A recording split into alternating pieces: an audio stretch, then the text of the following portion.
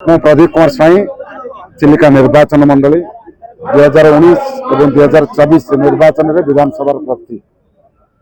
आज जय हिंद सभा ये जो विशाल जनसभा यार मुख्य उद्देश्य होची भारतीय जो तीन सेना एयरफोर्स नेवी एवं एयरफोर्स नेवी आउट रहा कौन आर्मी ये तीन सेनार जवान मानकर मनोबल बढ़ावा एवं तांकर सम्मान अर्थे आज ये जय हिंद सभा ओडिशा प्रदेश कांग्रेस कमिटी तरफ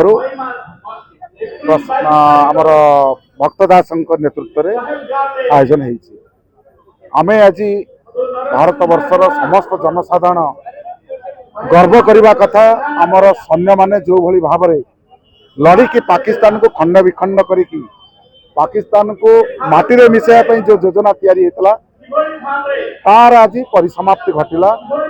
भारत वर्षर प्रधानमंत्री मोदी डोनाल्ड ट्रंप अमेरिकार राष्ट्रपति परामर्श कर्मे एवं धमक जो युद्ध को स्विच वार बंद कले यह बड़े निंदनीय घटना।